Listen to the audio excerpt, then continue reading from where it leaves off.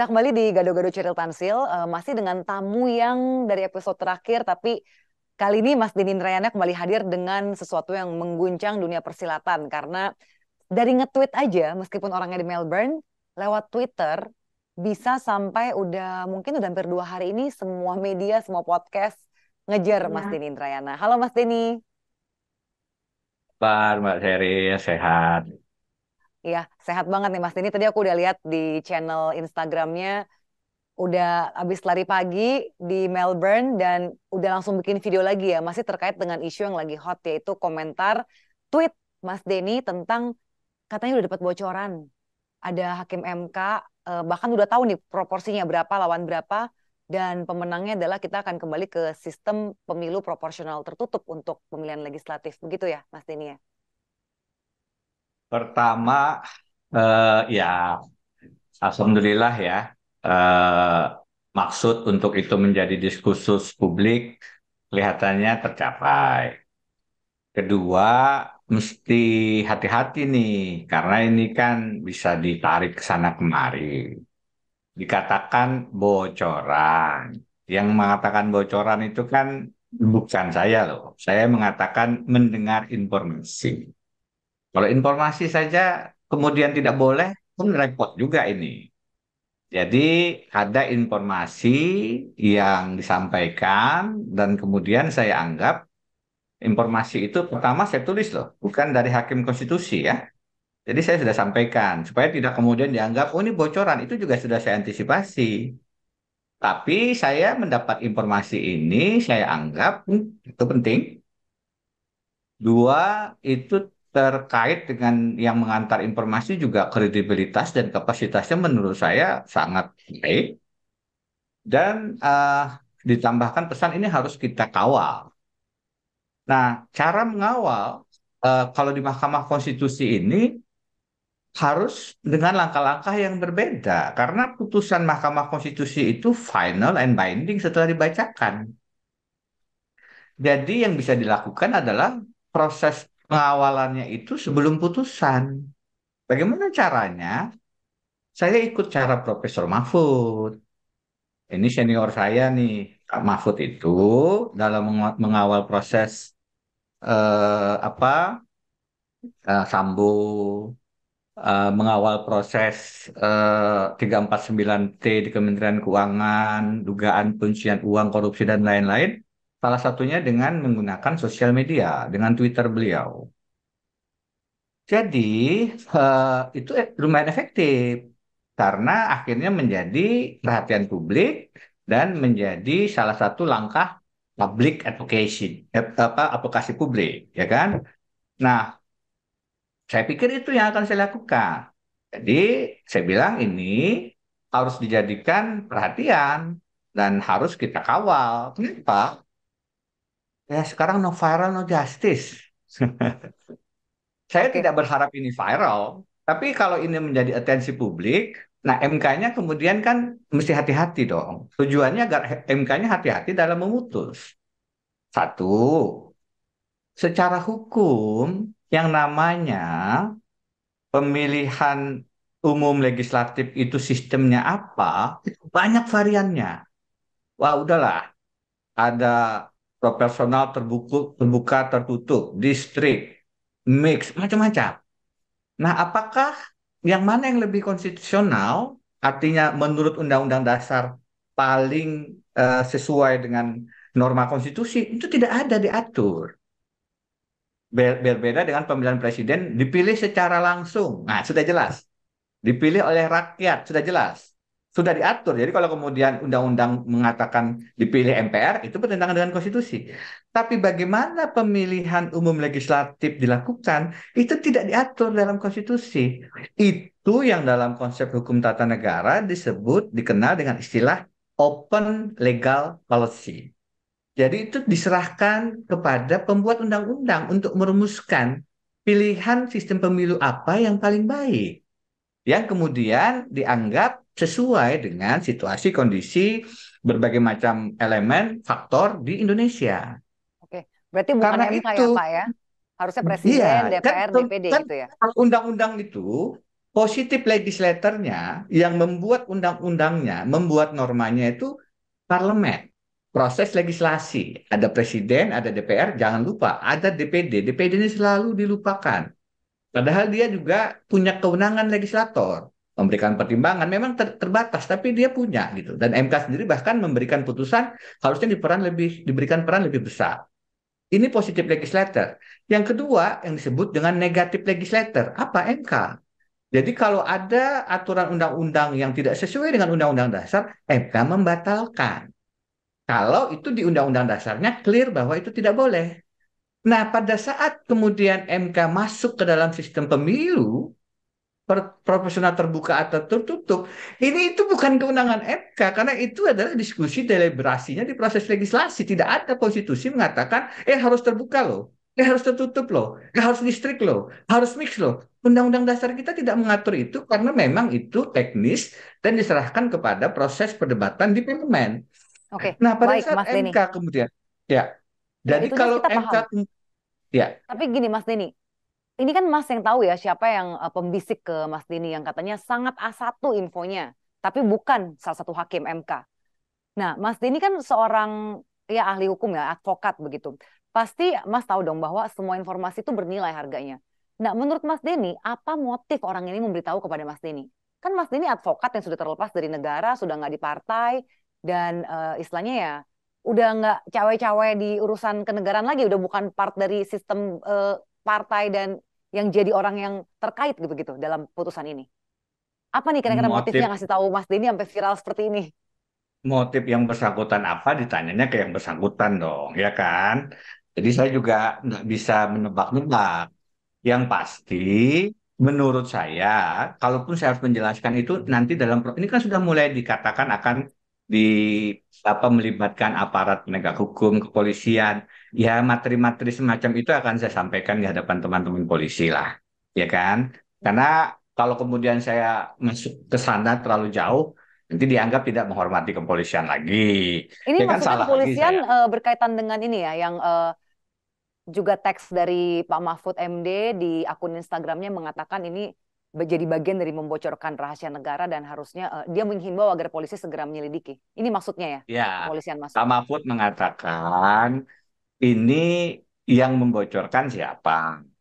Karena bukan saya yang disebut tuh, orang dalam dia sebut. Mhm. Jadi itu harus diperiksa. Enggak juga, ini kan saya tidak bilang ada orang dalam, ada orang apa, ada informasi yang saya dapat dari orang yang menurut saya kredibel, punya kapasitas, sehingga tidak bisa saya abaikan.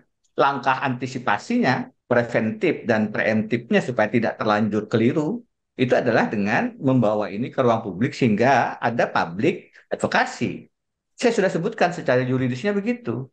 Secara kepemiluannya, saya lanjutkan, secara yuridisnya bertentangan dengan prinsip dasar harusnya open legal policy bukan kewenangan MK. Jadi nggak perlu sidang lama-lama sebenarnya. MK sudah bisa bilang, maaf ini bukan kewenangan kami, tertutup atau terbuka, kami tolak permohonan Anda.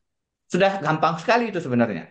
Nah yang kedua, eh, ini sudah daftar calon sementara. Sudah berproses. Kalau sampai kemudian orang sudah dalam posisi mendaftar, tiba-tiba sistem pemilunya dirubah, bayangkan apa yang terjadi. Orang yang partai yang sudah nyusun capek-capek itu harus merombak lagi. Kenapa? Karena orang yang mendaftar, yang nomor-nomor bawah nggak mau maju. Karena yang jadi nomor satu dong. Nomor jadinya itu kader jenggot kata Orde Baru. Karena ini kan sama dengan sistem pemilu Orde Baru nih. Nanti hanya memilih gambar aja. Dulu apakah milih Golkar, PDI, atau P3? Nggak ada nama orang. Jadi orang tidak lagi penting. Nah ini orang-orang yang sekarang mendaftar itu dengan asumsi sistemnya adalah proporsional terbuka. Suara terbanyak matters kepada nama. Pada saat kemudian dipilih adalah gambar, tidak penting nama, nomor satu yang kemungkinan jadi, seberat, sekeras apapun nomor-nomor bawah bekerja, yang jadi adalah nomor satu. Maka orang-orang ini berpikir mundur. Itu jangan dianggap gampang. Jadi saya memahami apa yang ditweet sama Pak SBY, Presiden ke-6, ini mengganggu proses persiapan pemilu kita. Alangkah lebih baiknya, dan saya sepakat, kalau itu pun mau dilakukan, kalaupun mau, tadi saya katakan sebaiknya tidak, karena itu adalah proses di DPR. diberikan kepada putusannya itu memberikan kesempatan kepada DPR presiden selanjutnya untuk menentukan, Mhm. bukan MK, Bahayanya untuk apalagi masyarakat apa diterapkan. nih kalau tiba-tiba berubah? Kan tadi kan efeknya ke caleg-caleg yang udah mendaftar. Jadi hilang semangat lah kalau nggak nomor satu. Tapi dampaknya ke masyarakat gimana nih Mas Denny? Ya, kalau itu kan perdebatannya sudah banyak ya. Jadi kalau sistem proporsional terbuka dan tertutup itu masing-masing punya kelebihan kekurangan. Saya berpendapat dua-duanya itu bisa diperdebatkan plus minusnya.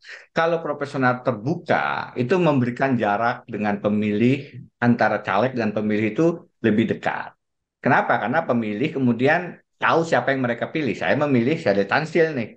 Dari partai X nomor sekian, saya coblos dia. Pada saat kemudian saya harus dia jadi, saya bisa mengirim surat dengan alamat jelas. Saya pemilih Anda, begitu. Dan kemudian itu yang tidak terjadi di Orde Baru karena kita mencoblos partai, kita nggak tahu siapa yang jadi anggota DPR. Beli kucing dalam karung. Itu yang kemudian oleh MK diganti dengan sistem proporsional terbuka dalam artian yang sekarang kita kerjakan gitu. Nah, jadi kalau dilihat dari sisi itu, maka dampaknya bagi pemilih akan kembali seperti zaman era Orde Baru, bahwa kita tidak tahu siapa yang akan menjadi anggota DPR. Walaupun kalau orang mau rajin, ya nanti dilihatlah. Oh, kalau partai ini nomor satunya ini nih, partai itu nomor duanya ini lah. Tapi seberapa banyak pemilih kita yang melakukan itu hampir boleh dikatakan mungkin sedikit gitu. Jadi itu yang menyebabkan beberapa teman yang mengadvokasi kasus-kasus perkara ini lebih memilih menerapkan sistem proporsional terbuka karena salah satunya kedekatan dengan pemilihnya lebih terjaga gitu. Oke Mas Denny, ini saya mau kembali ke tweet Anda ya. Ini kalau saya bedah nih sebenarnya ada 3 poin pokok ya sebenarnya bukan cuma satu soal pemilu terbuka dan tertutup. Di sini pertama tweetnya mengatakan bahwa saya mendapat informasi bahwa pemilu ini sepertinya akan ke proporsional tertutup. Lalu Anda mengatakan lagi bahwa ini sepertinya berkaitan dengan KPK dikuasai, ya. KPK dikuasai, pimpinan cenderung bermasalah yang dihadiahi gratifikasi perpanjangan jabatan 1 tahun. Lalu yang poin kedua yang saya tangkap ini, poin ketiga maaf yang saya tangkap, Anda menyambungkan ini dengan dugaan bahwa ini berhubungan juga dengan PK Kepala Staf Kepresidenan Muldoko atas Partai Demokrat. Saat ini kita tahu Pak Muldoko sekitar tanggal 15-an bulan ini dia menyerahkan PK terkait kepengurusan di DPP Partai Demokrat. Dan ini juga Anda kaitkan bahwa Demokrat kemungkinan akan dicopet. Nah, dari mana Mas Denny bisa bisa mempunyai logika yang menghubungkan antara bagaimana MK yang sepertinya akan memilih proporsional tertutup, lalu Anda kaitkan dengan perpanjangan masa jabatan Ketua KPK, lalu Anda kaitkan lagi dengan PK-nya Pak Muldoko yang masih menjabat sebagai Kepala Staf Kantor Kepresidenan, yang dikaitkan akan mencopet Demokrat. Nah ini logikanya gimana nih Mas Dini? Coba coba kita dijelaskan dengan runut dengan bahasa yang sederhana. Iya. Ya, itu yang saya coba tulis ya. Tapi kan tulisannya panjang lebar ya. Ada 7 halaman, 8 halaman. Saya publish di website Integrity. Mulai dari bagaimana Jokowi mendukung Ganjar, mencadangkan Prabowo, menolak Anies. Di situ saya katakan salah satunya. Dan sudah menjadi diskursus publik dalam pertemuan-pertemuan saya dengan Prof. Mahfud. Salah satu diskusi concern yang saya sampaikan adalah jangan sampai hukum itu hanya diletakkan sebagai alat, instrumen, strategi pemenangan pemilu, baik pemilu legislatif maupun pemilihan presiden. Nah, kita lihat semuanya ini, yang 3 yang saya tweet itu. Yang pertama soal sistem proporsional terbuka dan tertutup. Dari data, informasi, keterangan yang saya dapat, dari pemahaman saya tentang hukum tata negara, maka saya khawatir sistem proporsional terbuka dan tertutup ini sebenarnya arahnya adalah menguntungkan beberapa kekuatan politik yang jika itu tertutup, mereka dapat kursi sekian. Kalau terbuka, mereka dapat kursi sekian. Jadi ada yang dapat kursi antara 28 sampai 35% jika sistemnya adalah proporsional tertutup. Ini kan informasi semacam ini kita baca dan kita mengerti. Sehingga kemudian kita bisa menganalisis, oh putusan ini sebenarnya didedikasikan bagi kepentingan politik itu. Dan pada saat kita membedah komposisi hakim, di Amerika itu kalau dia hakimnya agung dari Republik, dia akan konservatif. Kalau dia hakim agungnya dicalonkan presiden dari Demokrat, maka dia akan cenderung lebih liberal. Demikian juga kita bisa melakukan analisis secara akademik, oh hakim ini kecenderungannya akan punya preferensi politiknya ke arah sana. Karena apa? Karena dia dipilih di DPR, oh karena dia dipilih oleh presiden, oh karena dia dipilih oleh MA, oh karena dia ormasnya organisasi waktu kemudaannya dari sini. Saat Akan ini komposisi kelihatan. hakim MK-nya bagaimana dari informasi Mas Dini? Background mereka gimana? Ya tinggal dilihat masing-masing. Saya nggak mau nyebut nama ya. Nanti terkesan saya akan menjadi menjelekkan satu dan ini kan bahaya nih kalau kita. Ini orang hukum, advokat pula. Jadi kalau kita bicara nama itu agak terkendala kita. Tapi Karena kan begini, katanya komposisi putusan poinnya 6 begini, banding poinnya 3 begini. dissenting. 6 banding 3 dissenting nih di MK. Iya betul. Poinnya begini. Tentu kalau teman-teman media akan sangat menarik jika saya menyebutkan nama. Tapi ada advokasi juga yang harus dilakukan di sana. Poinnya adalah putusan MK tentang proporsional terbuka tertutup ini punya dimensi pemenangan kursi pemilu yang kemudian itu sejalan dengan yang saya katakan tadi. Logika besarnya, jangan sampai hukum hanya dijadikan instrumen pemenangan pemilu legislatif maupun presiden. Satu, yang putusan tentang sistem proporsional terbuka atau tertutup. Dua, putusan 25 Mei tentang perpanjangan masa jabatan pimpinan KPK itu pun bisa dibaca dari kacamata strategi pemenangan Pilpres. Mbak, ini yang namanya pimpinan KPK sekarang, itu etikanya sedang kami laporkan ke Dewan Pengawas. Bahkan sebelum menjadi pimpinan KPK, sudah ada kasus yang dianggap melakukan tindak pidana, pelanggaran etika berat karena bertemu dengan pihak yang berperkara. Tidak dijatuhkan sanksi karena terlanjur ditarik ke instansi asal. Pada saat proses seleksi sudah disurati resmi oleh KPK, toh dipilih juga. Begitu terpilih ada dugaan gratifikasi helikopter, ada dugaan pembocoran dokumen, rahasia dokumen korupsi di SDM. Ngomong-ngomong, ini kok nggak ada yang ngangkat nih masalah dokumen yang bocor ini di KPK. Kalau yang isu ini kok jadi isu yang sangat mengemuka begitu. Kan di situ berbeda tuh kelihatan. Poinnya adalah MK mengatakan kita ubah masa jabatan pimpinan KPK dari 4 tahun ke 5 tahun. Itu saja udah aneh. Di mana 4 tahun lebih konstitusional, 5 tahun lebih tidak konstitusional. Kenapa yang 4 tahun haram, yang 5 tahun halal? Di mana letak konstitusionalitas angka dan 5 ini?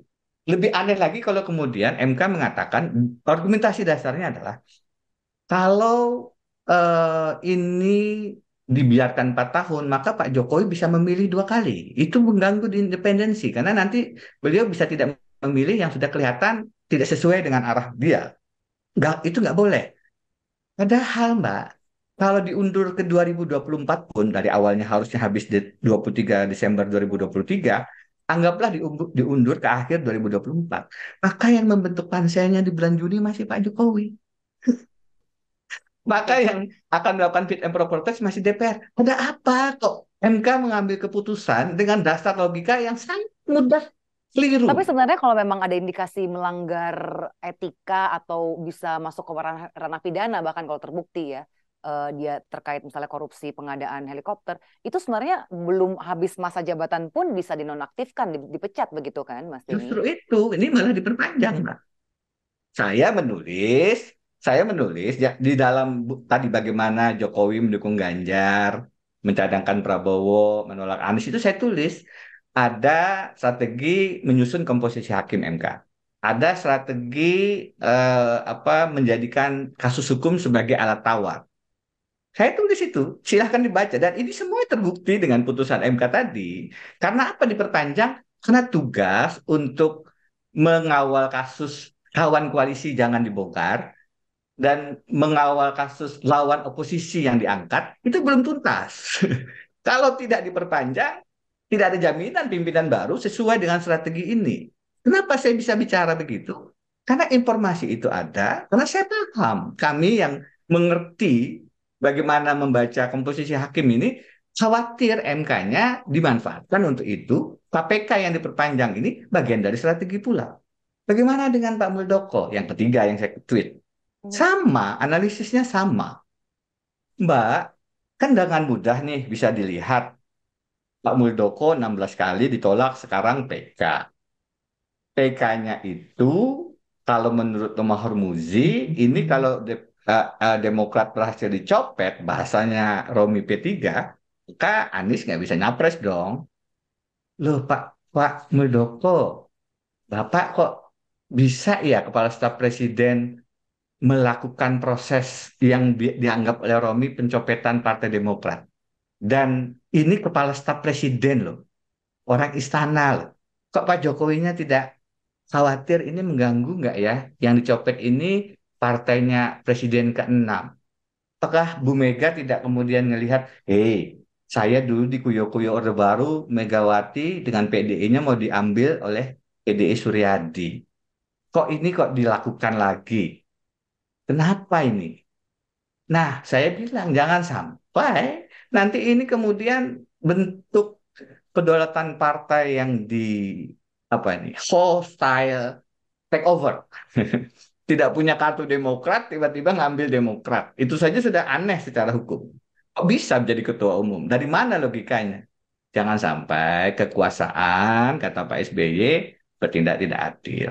Nah ini kan gambaran-gambaran ini, tiga ini, sistem proporsional terbuka yang menguntungkan bagi kekuatan politik tertentu, putusan MK yang memberikan jabatan karena ada potensi apa sus yang dipilih bagi kawan dan tidak dipilah bagi lawan, kemudian juga Mahkamah Agung melalui PK-nya, itu informasinya malah ada tukar guling dengan kasus di KPK. Jadi saya sudah tulis juga tuh, ada informasi kalau kasus di MA-nya akan relatif lebih aman jika PK Muldokonya dimenangkan. Lihat kasus MA apa yang sedang berjalan, siapa yang sedang diperiksa. Itu yang begitu itu, informasi itu dan tentu saja saya tidak bisa sebut dengan gamblang karena yang bersangkutan juga Mas jangan sebut nama saya ya. Tapi menggelisahkan kan melihat hukum dimanfaatkan sedemikian sebagai strategi. Oke, saya menang ya, posisi sekian. Oke, nanti yang itu jangan jadi capres ya. Kasusnya munculkan ini loh. Kita yang mengerti hukum ini kan, duh, kok bisa begini? Itu sebabnya ini semua jadi satu tweet. Karena sebenarnya concernnya kekhawatiran kami yang mengerti hukum ini, tolong dong, hukum jangan dipolitisasi politisasi begini demi kekuasaan dong, demi Hmm. pemenangan pileg dan pilpres dong. Jujur dan adilnya di mana? Biarkan pemilih itu diserahkan ke rakyat dong. Jangan terlalu banyak politisasi menggunakan MK, menggunakan KPK, menggunakan Mahkamah Agung. Itu yang saya merasa nggak bisa ini saya tangani sendiri. Ya. Ini Mas harus Didi, saya tapi ini kan sampaikan sekarang tulisan udah ini udah ke viral publik. ya. Viralnya sudah Ya, tercapai. Nah, tapi biasanya ada hal-hal dari segi hukum itu tidak bisa hanya viral aja, tapi memang harus ada yang misalnya menggugat atau melakukan ya langkah hukum berikutnya apa supaya ini tidak terjadi. Tadi kan Anda mengatakan supaya kita sama-sama bisa mengawasi MK, apakah cukup hanya pengawasan publik, misalnya karena heboh nih Mas Denny bilang seperti ini lalu viral di bahkan bukan di sosial media saja tapi sudah naik ke media-media mainstream. Apakah itu cukup untuk menjaga hakim-hakim MK kita supaya bisa bekerja dengan independen atau Mas Denny juga sudah menyiapkan langkah-langkah hukum yang lebih real? soalannya saya mengerti begitu suatu putusan dibacakan itu final and binding. Jadi kalau sudah dibacakan ya itu yang mesti dilaksanakan. Putusannya seperti apa tidak bisa lagi diperdebatkan secara hukum. Karena itu yang ruang yang tersedia ya tinggal window ini, tapi jendelanya ini sangat kecil nih. Window opportunity-nya itu kapan sih putusan dibacakan? Ya kalau minggu ini kesimpulan diserahkan, maka paling cepat minggu depan. Iya, ini saya quote ya jubir MK Pak Fajar Laksono aja bilang gugatan sistem pemilu belum dibahas dalam rapat permusyawaratan hakim atau RPH. Jadi belum ada pembahasan bahkan. Makanya katanya kaget juga kok Mas Dini bisa dapat informasi ini. Karena Mbak, begini RPH-nya ya, aja biar belum. masyarakat tahu ya, biar masyarakat tahu. Kenapa saya membayangkan Kak, yang bersangkutan itu ngasih tahu 63 itu kenapa sih? Kan yang namanya hakim itu belum kita kalau mau rapat nih memutuskan sesuatu, bisa nggak kita tahu kira-kira posisinya ini kawan ini apa sih? Bisa nggak? Apalagi kita udah sidangnya berkali-kali, 6 bulan. Kira-kira kita bisa membayangkan nggak dalam diskusi? Oh, si itu ke sana, oh si ini ke sini, oh si itu ke situ. Jadi tidak sulit untuk kemudian ada yang eh, ini 63 nih. Oh ini cuma 9 orang, Mbak. Cuma 9 orang. Dan ini perkara bukan perkara sebulan. Ini perkara sudah kayaknya 6 bulan begitu. Dalam ingatan saya ya. Yang sidangnya juga maraton. Jadi nggak sulit untuk kemudian orang di dalam posisi bisa bisa membaca. Anda tahu preferensi hakim. Anda tahu arah afiliasi hakim.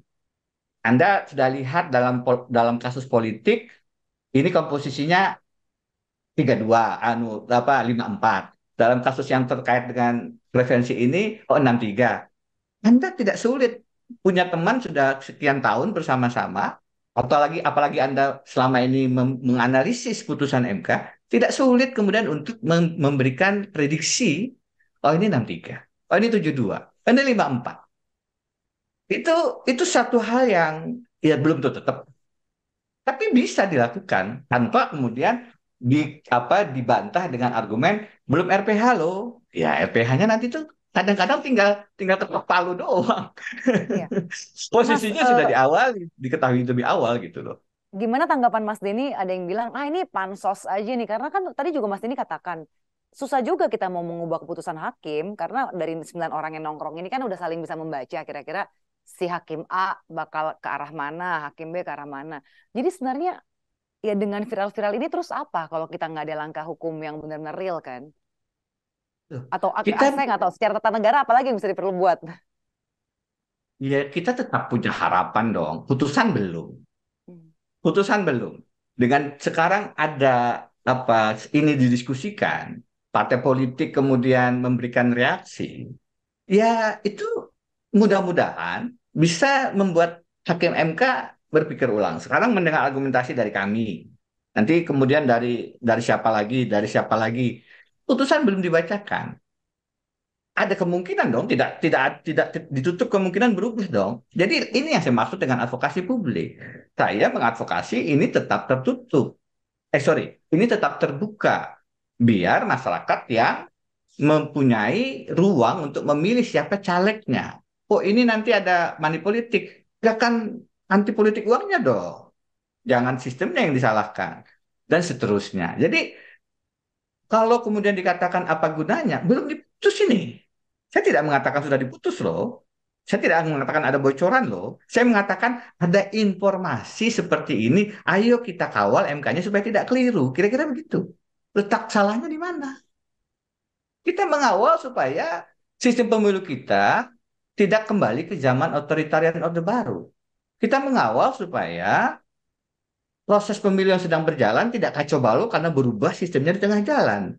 Lah, hak, hak publik, hak saya yang paham tentang sistem pemilu dan hukum acara DMK untuk menyuarakan kan. Kalau saya tidak menyuarakan, mungkin tidak ada yang paham. Mungkin peran saya tidak sebesar itu. Ini kan Mas Denny, teman-teman media dari awal saya awalnya tidak membayangkan ini viral juga loh Mbak.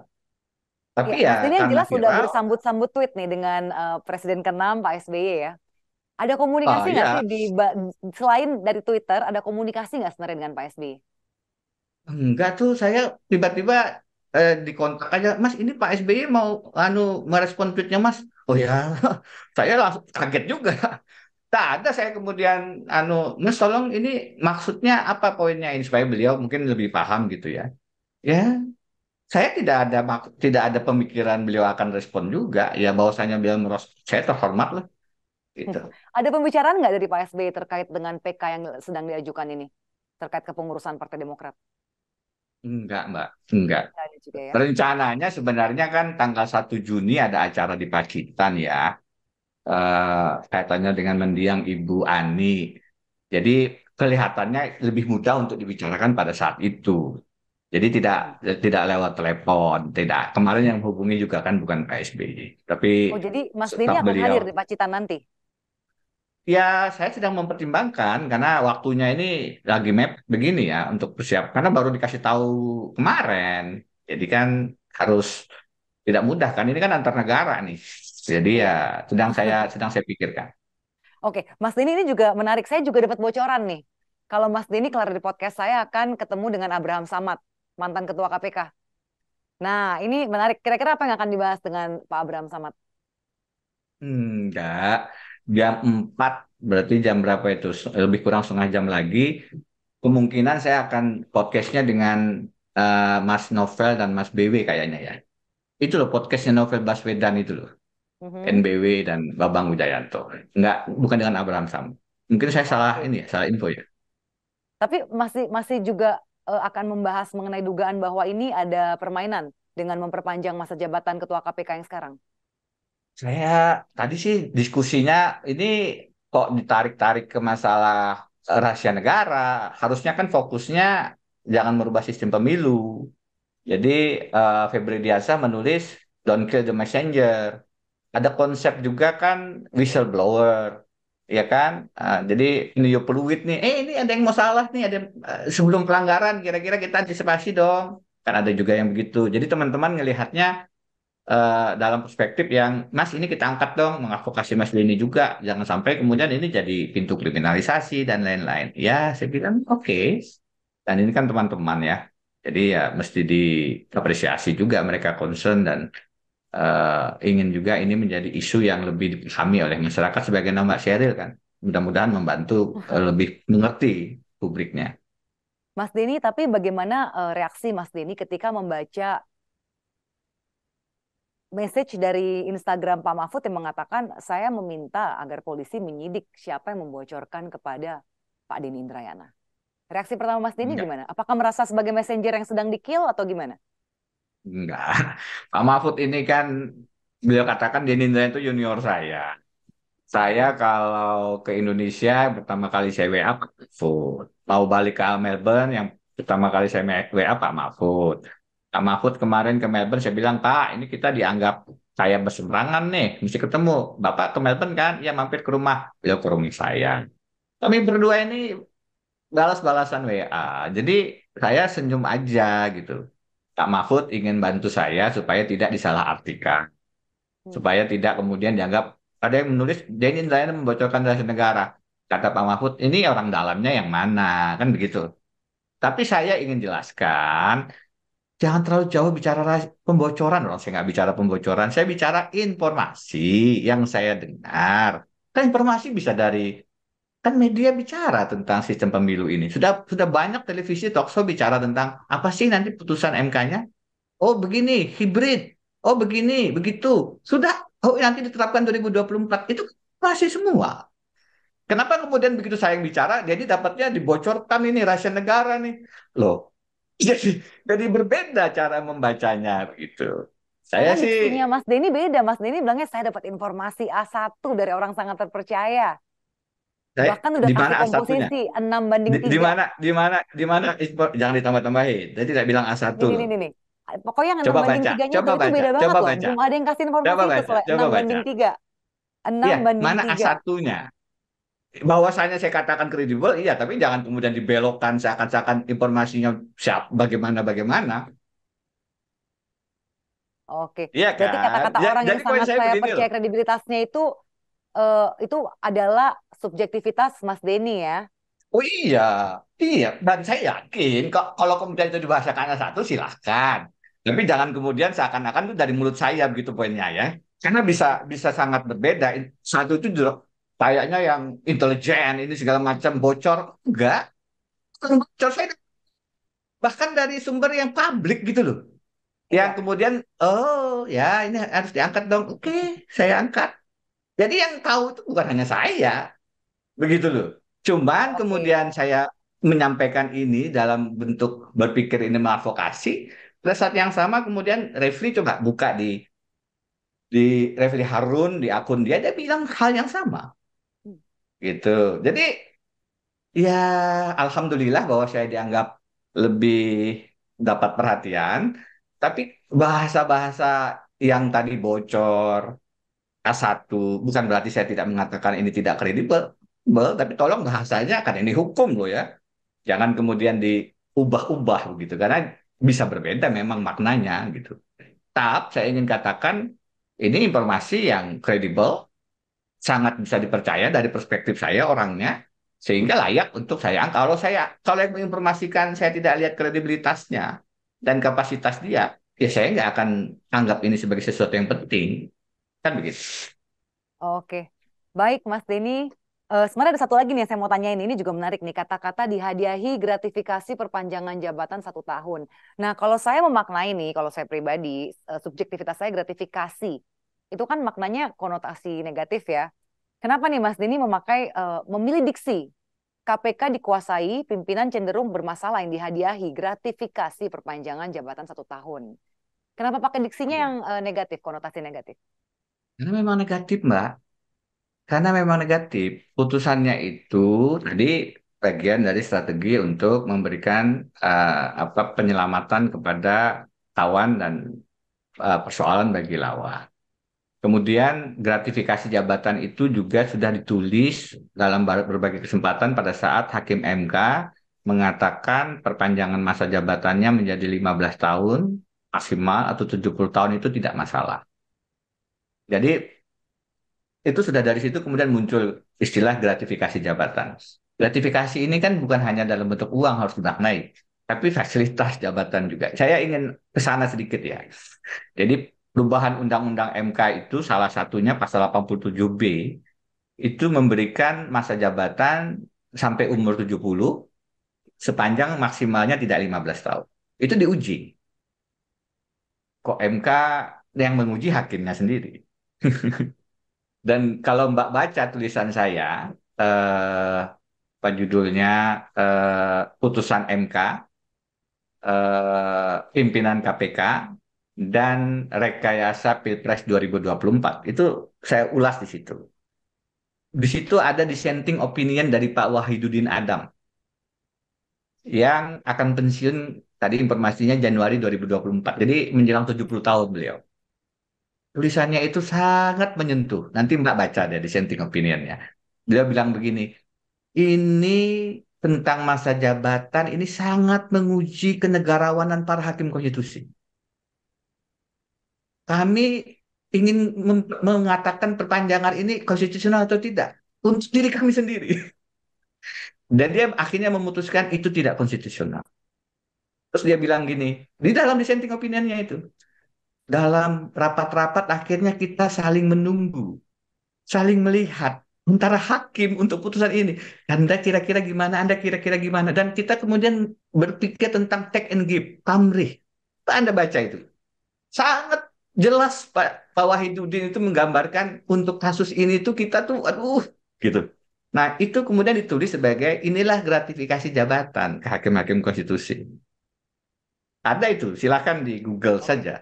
Nah, saya melihat modus yang sama itu diberikan pada pimpinan KPK lewat perpanjangan 1 tahun ini. Apa kompensasinya? Ya tadi, ada titipan-titipan kasus yang kemudian menyebabkan penegakan hukum kita, Dewi Keadilannya, pedangnya ditebaskan ke yang diarahkan, bukan berdasarkan pertimbangan hukum, tapi pertimbangan Pilpres 2024. Nah, ini yang menurut saya berbahaya dan modusnya adalah gratifikasi jabatan memang negatif.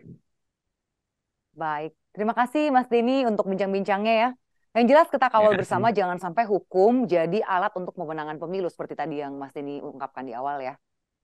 Terima kasih Mbak Ya, Sherin, tunggu mudah-mudahan tulisan-tulisan berikutnya manfaat. ya Mas Denny ya. Terima kasih, Ya, ya mudah-mudahan. salam Maaf sehat. ya. Iya, Mari. bye-bye. Terima kasih. Ya, itu tadi perbincangan kita dengan Denny Indrayana, mantan Wakil Menteri Hukum dan HAM dan juga seorang advokat yang saat ini berpraktek di Indonesia dan Australia dan saat ini juga adalah seorang pakar tata hukum negara. Saya Cheryl Tansil, kita akan berjumpa lagi dalam Gado-Gado Cheryl Tansil episode berikutnya. Sampai jumpa.